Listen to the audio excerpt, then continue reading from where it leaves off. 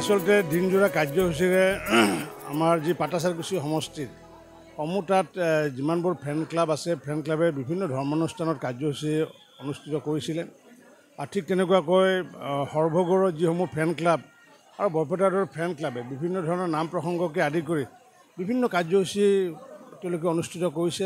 মোৰ প্ৰতি যি তেওঁলোকৰ মৰম স্নেহ আশীৰ্বাদ মই অভিভূত হৈছোঁ আৰু সেইকাৰণে প্ৰতিগৰাকী বৰপেটাৰবাসী প্ৰতিগৰাকী বননগৰ বজালীবাসীৰ শ্ৰীচৰণত মই সেৱা লৈছোঁ। যিসকল মোতকৈ জ্যেষ্ঠ প্ৰতিগৰাকী আই মাতৃক জ্যেষ্ঠ আই মাতৃক মই শ্ৰীচৰণত সেৱা লৈছোঁ আৰু যিসকলে মোৰ সমবয়সীয়া বা কনিষ্ঠ তেওঁলোকক মই হৃদয়ৰ পৰা মই ধন্যবাদ জ্ঞাপন কৰিছোঁ।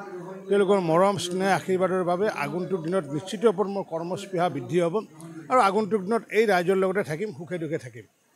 বিশেষকৈ আমাৰ অকল এই সমষ্টিতে নহয়, সৰভোগ বা পাটাচাৰকুছিতে নহয়, আজি সমগ্ৰ অসমৰ ৰাইজে যি মোৰ প্ৰতি যি শ্ৰদ্ধা মৰম আগবঢ়াইছে মই নিজে অভিভূত হওঁ। আৰু মই ভাবোঁ আচলতে কৰ্ম গীতাত যিটো শ্ৰীকৃষ্ণ কৈছে যে কৰ্ম কৰি যাব লাগে, ফলৰ আশা কৰিব নালাগে। মই আজি এইখিনি মই সমগ্ৰ মোৰ অনুগামীসকলক মই এইটোৱে কওঁ যে কৰ্ম কৰি যোৱা, ফল আশা নকৰিবা। ফল যেতিয়া আহিবলগীয়া আছে নিশ্চিত ওপৰত আহিব।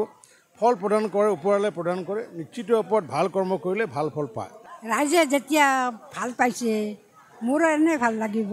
মই সদায় সিহঁতৰ ভালৰ কাৰণে চিন্তা কৰোঁ, গতিকে ভাবা মতে হৈছে আৰু এটা সৰুৰ পৰা এটা নেচাৰছিল মানুহৰ লগত সি মিলা প্ৰীতিটো আছিল আৰু কোনোবাই যদি কিবা কয়ও যে তেখেতে প্ৰতিবাদ নকৰে, শুনি থাকে, ধৈৰ্যটো বেছি। সৰুৰ পৰা তেনেকুৱা বাহিৰা কথাত বেছি কাণ চকু নিদিয়ে, নিজৰ কাম নিজে কৰি থাকে। সেইকাৰণে আজি ৰাইজৰ মাজত জনপ্ৰিয় সেইকাৰণে হৈছে।